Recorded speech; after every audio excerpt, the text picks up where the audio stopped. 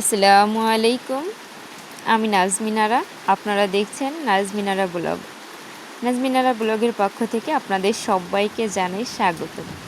কাছে এবং দূরে, দেশ এবং দেশের বাহিরে যারা আমার ভিডিওটা দেখছেন, আশা করছি আল্লাহর অশেষ রহমতে আপনারা সকলেই ভালো আছেন।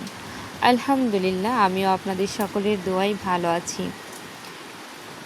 একদিকে বৃষ্টি, অন্যদিকে গাছে আম। বৃষ্টি, আম, খিচুড়ি মিলেমিশে একদম একাকার। আসলে বিষয়টা বৃষ্টি আর আমের জন্য খিচুড়ি রান্না করি নাই, আমরা মূলত দুপুরে রান্না করি। তো দুপুরে অনেক সময় দেখা যাচ্ছে হঠাৎ করে ভাতে অনেক সময় শর্ট পড়ে যায়, বা দেখা যাচ্ছে ভাতে একজন আসলো, এরকম হয় অনেক দিনই। তো যেহেতু আমরা দুপুরে রান্না করি, একবেলা মাত্র রান্না করি, সে কারণে মাঝে মাঝে একটু খিচুড়ি খাইতে ইচ্ছা করে। আর দুপুরে রান্না করলে তো আর 3 বেলা খিচুড়ি খাওয়া যায় না। তো হঠাৎই ইচ্ছা হচ্ছিল যে একটু খিচুড়ি খাই। ভাতও শর্ট ছিল, এ কারণে একটু খিচুড়ি রান্না বসাই দিয়েছি। খিচুড়ি রান্না করলে বিশেষ করে আমি এভাবেই খিচুড়ি রান্না করি। ভুনা খিচুড়িটা আমার খুব পছন্দ, খুব ঝরঝরা হয়, আর আমার কাছে খুব ভালো লাগে এভাবে খিচুড়ি রান্না করে খাইতে।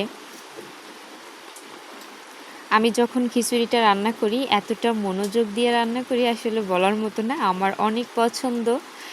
আর সবথেকে বড় কথা হচ্ছে, আমার যতটা না পছন্দ তার থেকে বেশি পছন্দ হচ্ছে আপনাদের ভাইয়ার। যদিও সে মানুষটা বাড়িতে থাকে না, তারপরেও আমি তাকে সব সময় অনেক মিস করি। যখনই খিচুড়ি রান্না করি তাকে কিন্তু ভীষণ মিস করি। ওগো আমার প্রাণের স্বামী, তুমি কেন থাকলে না, আমার হাতের খিচুড়িও খাইলে না।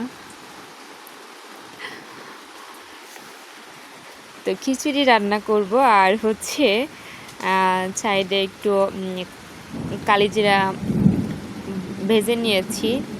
খালি খোলাতে আসে না, শুকনো খোলাতে কালিজিরা ভালোভাবে ভেজে নিয়েছি। আর শুকনো মরিচ দিয়ে একটু বেশি করে ভর্তা করব। আসলে খিচুড়ির সঙ্গে কিন্তু বিভিন্ন ধরনের ভর্তা খুব ভালো লাগে। খিচুড়িটা যখন হয়ে আসছে, এমন সময় আমি কিন্তু আম দিয়ে দিয়েছি। আমটা খুবই মাংসাশী, আঁশ নাই, যার কারণে একটু লেট করে দিয়েছি।